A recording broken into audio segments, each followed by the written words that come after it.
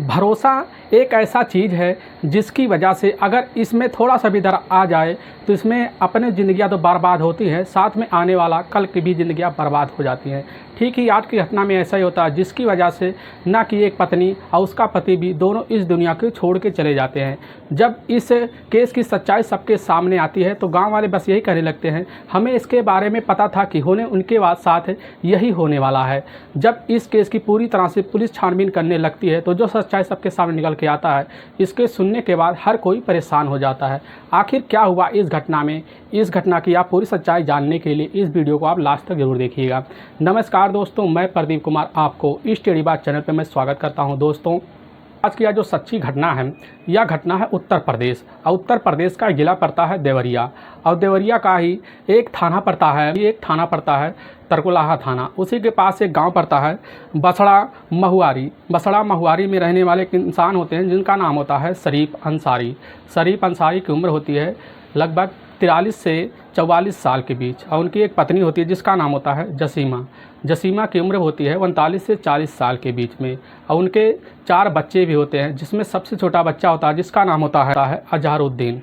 तो ये तीनों मिलकर अपने ही परिवार में काफ़ी अच्छे से रहते थे। इनके जो 3 बच्चे थे वो अपना बाहर का जिम्मेदारी संभाल रहे होते हैं। तभी मैं बात कर रहा हूँ 14 मई 2017 का वह रात होता है जिस रात पूरा परिवार खाना खा के सो रहा होता है, और उसी समय में शरीफ अंसारी के मोबाइल पर एक घंटी बजती है, और जब वह घंटी देखकर तुरंत ही शरीफ अंसारी समझ जाता है यह कोई जाना पहचाना नंबर है, और जैसे ही फ़ोन रिसीव करता है उसी समय वह जो है शरीफ अंसारी अपने पीछे वाले जो है वहाँ से दरवाजे से निकलने लगता है। तभी उसकी पत्नी वहाँ निकलने से हुए देख लेती है, और उसी समय वह अपने पति से यह पूछने लग जाती, कहाँ पर जा रहे हो? तो वह बताने लग जाते हैं कि यह भाई हम थोड़ी देर में लौट के आ रहे हैं। तो वह जैसे ही वह चले जाते हैं तो उसकी पत्नी जो होती है वह जसीमा भी उसी समय उनके पीछे पीछे चली जाती है, और जाने से पहले अपने बेटे अजहरुद्दीन से यह बोल के जाती है कि हम भी जा रहे हैं, अभी थोड़ी देर बाद आ जाएंगे। तभी यह दोनों उसी समय जब निकल जाते हैं तो उनका जो बेटा होता है अजहरुद्दीन, उसी समय अजहरुद्दीन जो होता है, अजहरुद्दीन वह अपनी पूरी नींद में सो नहीं रहा होता, वह जागता रहता है। वह लगता है कब हमारे माता पिता आएंगे, उनके इंतजार में वह जो है उसी चारपाई पे बैठ के वह सोचता रहता है। लेकिन जब 2 घंटा बीत जाता है तो वह नहीं आते, तो वह काफ़ी चिंता करने लगता है। करने के बाद तुरंत ही अजहरुद्दीन वह जाकर जैसे ही बाहर देखने लगता है तो वहाँ पर ऐसा कोई चीज़ नहीं दिखाई जिससे उसके पिता वह समझ जाए कि वह हमारे पिता आने वाले हैं। तुरंत ही वह बाहर निकल जाता, वह जो आस पड़ोस के लोगों से भी वह पूछना लगता है, तो उसके आस पड़ोस लोग भी पूछने लगते हैं, हमें इसके बारे में कुछ नहीं पता है, ना ही हमसे वह बता के गए हैं।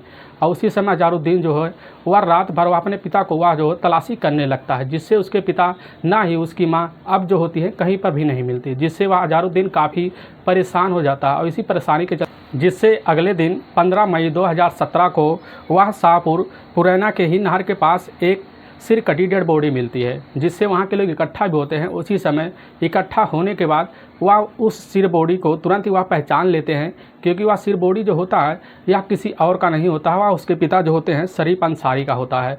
और उसी समय जैसे ही इस खबर को जो है उसको इसके घर वाले यानी कि वह अजहरुद्दीन को दिया जाता है, तुरंत अजहरुद्दीन सुनने के बाद उसी समय वह जो भागा उसी शाहपुर पुरैना नहर के पास पहुँचता है। वह अपने पिता के डेड बॉडी को देखकर उसी समय ज़ोर ज़ोर से वहाँ पर दहाड़े मारकर रोना शुरू कर देता है, जिससे वहाँ पर अपनी माँ को भी तलाशी करना शुरू कर देता है। थोड़ी दूर चलने के बाद, लगभग 1 किलोमीटर की दूरी पर चलने के बाद, उसकी माँ अब जो होती है जसीमा का भी उसी समय दक्षिणी गंडक नदी के पास ही उसकी माँ का डेड बॉडी भी मिलता है। और डेड बॉडी जब मिलता है तो उसमें पता लगता है उसकी माँ का सर ही नहीं है, तो वह भी उसी समय वह अपनी माँ के सर को ढूंढने भी लग जाता है, जिससे वहाँ के लोग भी उसकी सहायता करते हैं। तभी पता चलता है उसकी माँ का जो सर है वहाँ के एक झाड़ में पड़ा हुआ है। जैसे वो अपनी माँ के सर को देखता है तो वह भी उसी समय अब दहाड़े मारकर रोने लगता है, जिससे वहाँ के लोगों के द्वारा उसी समय वहाँ के पुलिस थाने तरकुलहवा में फ़ोन कर दिया जाता है, जिससे पुलिस को फ़ोन करने के बाद वहाँ की एक टीम उसी समय उसी घटनास्थल पहुँचती है, जहाँ पर उसकी माँ जसीमा और उसके पिता शरीफ अंसारी की डेड बॉडी मिली थी। उसी समय जब पुलिस पहुँचती है, दोनों को अपने जो है डेड बॉडी को अपने कब्जे में लेती है। अब लेने के बाद जो है उसी समय जब लेती है तुरंत ही उससे शिनाख्त करने के लिए उसके जब बेटे से पूछा जाता है कि यह कैसे हुआ, तो उसका बेटा जो होता है अब अजहरुद्दीन बस यही बताने लगता है कि पिता रात में 12 बजे उनके पास से घंटी बजा, इसकी वजह से वह जो है तुरंत निकल पड़े, और उसके पीछे हमारी माँ अब जो होती है दोनों निकल चुके होते हैं। और उसके वजह से वह जो है अजहरुद्दीन वह अपने घर में अपने ही इसी चिंता में डूबा रहता था कि उसके पिता कब आएंगे, कब जो है उनसे जो है वह अपनी नींद में सोएगा। तुरंत ही उसी बीच वह जो है जब पुलिस यह खबर सुनती है, अब करे तो करे क्या।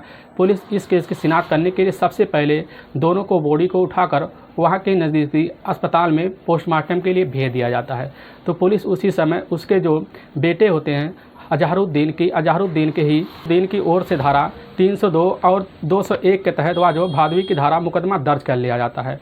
और पुलिस जो होती है इस घटना में पूरी तरह से अब लग जाती है। तो पुलिस इस घटना में जब पूरी छानबीन करना शुरू कर देती है तो पता लगता है कि ऐसा कोई सुराग नहीं जिससे पुलिस को यह पता लगे इस केस को काफ़ी आसानी से सोल्व किया जा सकता है, जिससे वहाँ की जो पुलिस की जो टीम होती है वह काफ़ी इस केस में काफ़ी मशक्क़त भी करना शुरू कर देती है, जिससे पुलिस इस केस की सबसे पहले जांचबीन करने के लिए वहाँ जो है CBI से संपर्क करती है, जिससे वहाँ की CBI जो टीम होती है तुरंत ही उसी घटनास्थल पहुँचती है जहाँ पर उनकी दोनों की डेथ हुई थी। अब होने के बाद पुलिस करे तो करे क्या, जिससे सबसे पहले उसी समय यह देखा जाता है कि रात में जिस समय अंसारी के मोबाइल पर फ़ोन आया था वह फ़ोन करने वाला कौन सा व्यक्ति था। अब इस चीज़ की तलाशी करने के लिए सबसे पहले आसिफ अंसारी का मोबाइल नंबर पुलिस उसी समय ले लेती है। लेने के बाद उसके मोबाइल नंबर का पूरा कॉल डिटेल निकालती है, जिसमें पता लगता है कि उसी के गांव का ही रहने वाला का नाम होता है अरविंद प्रसाद।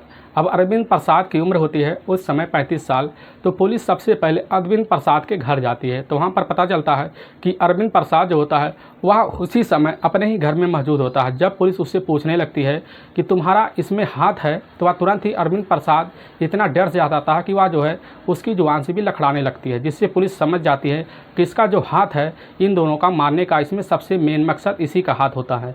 तभी पुलिस उसी समय प्रसाद को भी उठा लेती है। उठाने के बाद उसको उसी समय अब जो होता है तरकुलहा पुलिस थाने में ले जाती है। लेने के बाद जो है पुलिस उसके सामने सारा कॉल डिटेल रख देती है, जिसमें यह दिखाई देता है कि जो अरविंद प्रसाद होता है, अरविंद प्रसाद उसी समय वह शाहपुर पुरैना के नहर पर उसका मोबाइल का लोकेशन दिखा रहा होता है। जिससे रखने के बाद पुलिस जब उसके सामने सबूत रख देती है तो अरविंद प्रसाद काफ़ी डर सा जाता है। डरने के बाद पुलिस के सामने जो है वह अपनी पूरी सच्चाई रखने के लिए पूरी तरह से भी तैयार हो जाता है। उसके पिता का नाम होता है राम प्रसाद उर्फ गेदा, जो वह एक प्राइवेट कंपनी में जॉब करते हैं और उसके जो है एक भाई और एक बहन भी है। वह सबसे बड़ा उसी अपने ही परिवार में सबसे बड़ा वह बेटा होता है।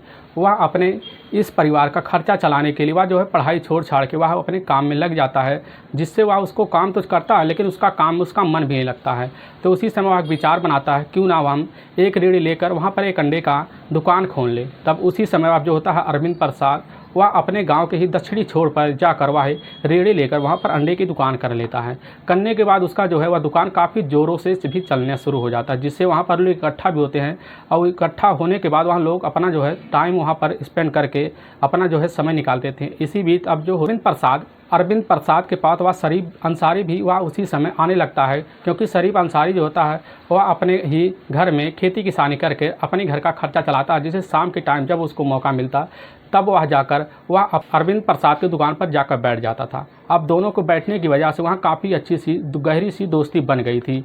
अरविंद प्रसाद जो होता है वह शराब का भी आदी हो गया था। आदी होने की वजह से वह अपने साथ वह जो है अब वह शरीफ अंसारी को भी अपने साथ मिला लेता है, जिससे इन दोनों की काफ़ी गहरी सी दोस्ती हो गई थी। और इसी दोस्ती की वजह से यह दोनों क्यों ना सोचते क्यों ना हम कोई ऐसा धंधा करें जिसकी वजह से हमारे पास काफ़ी आमदनी आए। और इसी के चलते वह जो है वह जाकर जंगल में वह लकड़ियाँ चोरी करते और काट कर उसी समय वह जो है उसको बेच देते, जिससे इनके पास काफ़ी अच्छा सा मुनाफा आने लगता था। जिससे इन मुनाफा की वजह से इनके बीच जो है अब यह जो है अपना धंधा करने की वजह से इनके बीच काफ़ी अच्छी सी दोस्ती बन गई होती है। इनकी दोस्ती काफ़ी अच्छे से पटरी पे चली रही होती है। और इसी बीच अब जो होता है वह हम शरीफ अंसारी के घर अरविंद प्रसाद का भी आना जाना लगा रहता था। उसको ना कोई रोकता था ना कोई टोकता था, क्योंकि वह जो है शरीफ अंसारी के दिल में वह अरविंद प्रसाद बैठ चुका होता है। उसके घर भी आना जाना लगा रहता था, जिससे शरीफ अंसारी की पत्नी जसीमा पर भी उसका नज़र पड़ जाता है, जिससे दोनों की काफ़ी अच्छी सी दोस्ती हो जाती है।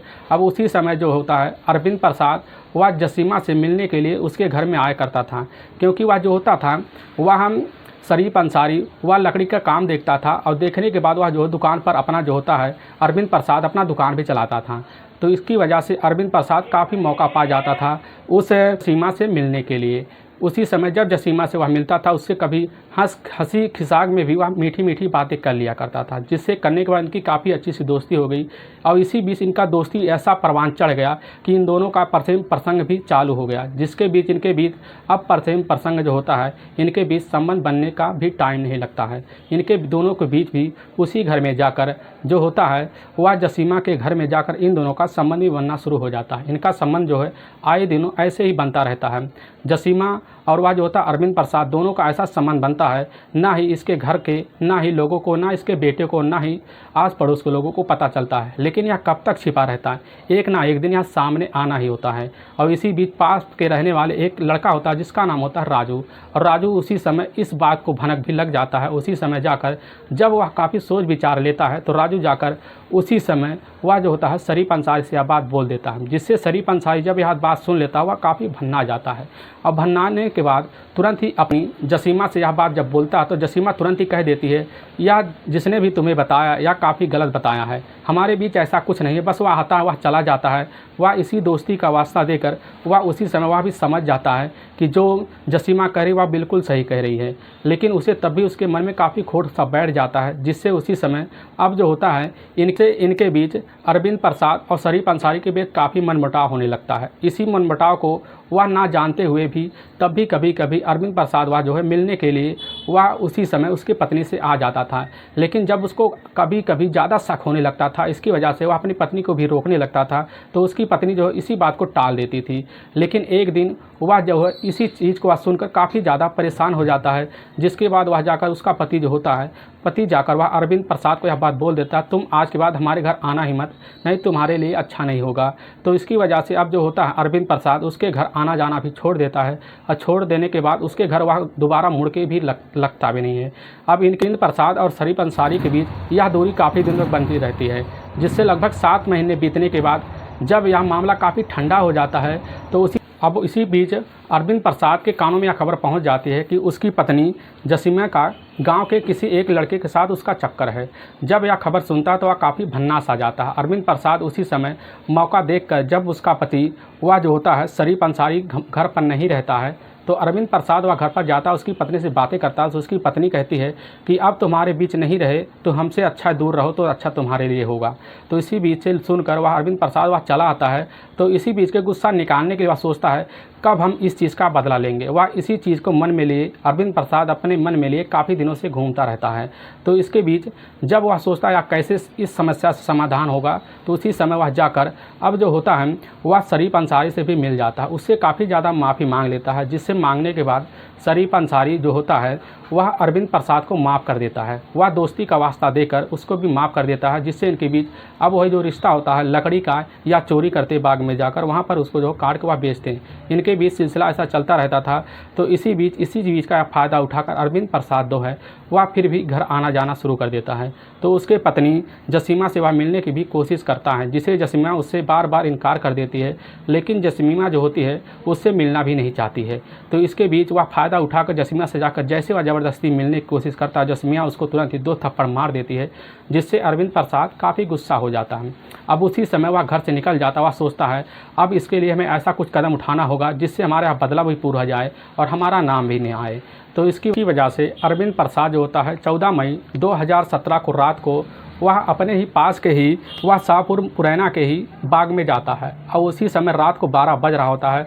और उसी बाग में से पुरैना के बाग में से वह तुरंत ही वह जो होता है अंसारी के पास फ़ोन कर देता है। वह बोलता है कि हमें यहाँ पर एक लकड़ी मिला है और इस लकड़ी को इसी समय काटना, इसको ले जाकर बेचेंगे, जिससे हमें काफ़ी अच्छा पैसा हो जाएगा। तुरंत ही वह जो होता है शरीफ अंसारी या फ़ोन सुनता है, तुरंत ही वह उसी समय भागते हुए उसी समय वह उसी तरफ दौड़ने के लिए चला जाता है। और जैसे उसकी पत्नी देखती है, अब उसकी पत्नी जो होती है सस्ती है जसीमा भी उसी समय उसके पीछे निकल जाती है। लेकिन वह ना जाने क्या अपने मन में, वह अरविंद प्रसाद अपने मन में लेके बैठा रहता है कि वह अंसारी को इस रास्ते से हटाना है। तब उसी समय जैसे ही बाग में शरीफ अंसारी पहुँचता है तो अपने पास वह एक तेज़धार हथियार रखा हुआ होता है। और जैसे ही शरीफ अंसारी को वह बोलता है कि इस पेड़ को काटने के लिए तुम्हें ऊपर चढ़ना पड़ेगा, तो उसी समय शरीफ अंसारी जैसे पेड़ पर चढ़ने लगता है तो वह अपना तेज़धार हथियार निकाल कर उसी समय वह शरीफ अंसारी के गर्दन पर दे मारता है, जिससे उसी समय उसका जो है सर धड़ से अलग हो जाता है। उसी समय उसकी मौत भी हो जाती है। थोड़ी देर बाद उसकी पत्नी अब जो होती है वह जसीमा भाई वो पीछे से पहुंच जाती है। तुरंत वह देखकर वह उसके चौंक सा जाती है और चौंकने के बाद वह तुरंत सोचने लगता है अरविंद प्रसाद कि इसमें तो हम फंस गए हैं, इसको फंसने के लिए इसकी पत्नी जो होती है इसको भी रास्ते से हटाना पड़ेगा। तुरंत ही वह उसी समय उसकी पत्नी जसीमा की तरफ वह जोर से दौड़ता है। जैसे उसकी पत्नी भागने की कोशिश करता है, तुरंत ही पीछे से पकड़ उसकी पत्नी का भी उसी समय धड़ से गर्दन अलग कर देता है। और करने के बाद ले जाकर उसी समय वह जो होता है शाहपुर करैना के पास ही समीप पर उसी ले जाकर शरीफ अंसारी का जो बॉडी होता है, बॉडी को उसी समय उसी नहर के साइड में फेंक देता है। उसके धड़ को लगभग वहाँ से 10 मीटर की दूरी पर फेंक देता है। और उसके पत्नी जो होती है जसीमा की बॉडी को दोनों को उठाकर सर या धड़क दोनों साथ में लेकर वह ले जाकर थोड़ी किलोमीटर की दूरी पर दक्षिणी गंडक नदी के पास ले जाकर उसके पत्नी को भी वहीं पर फेंक देता है। तुरंत ही वह उसी समय वह अपना घर लौट आता है। वाकई में दोस्तों जब यह पूरी कहानी उसी समय पुलिस के सामने यह जो होता है अरविंद प्रसाद बता रहा होता है, पुलिस सुनने के बाद इस समय वह काफ़ी हैरान हो जाती है। उसको जो है काफ़ी कड़ी निगरानी से देखने भी लग जाती है। पुलिस तुरंत ही उठाकर उसी समय अब अरविंद प्रसाद को उसी समय कोर्ट में पेश कर देती है। करने के बाद तुरंत ही उसको जेल डाल दिया जाता है। दोस्तों इस घटना का सुनाने का उद्देश्य हमें किसी को परेशान करना नहीं है, ना ही किसी को दिल को ठेस पहुंचाना है। बस आपको यह बताना है कि आप जहां भी रहें आप सावधान और सतर्क जरूर रहें। दोस्तों अगर आपका वीडियो पसंद आ रहा है तो इस वीडियो को आप ज़्यादा से ज़्यादा शेयर और सब्सक्राइब जरूर करें, जिससे हम आपके बहुत आभारी रहेंगे। फिर मिलेंगे नेक्स्ट वीडियो लेकर, तब तक के लिए राम राम, जय हिंद दोस्तों।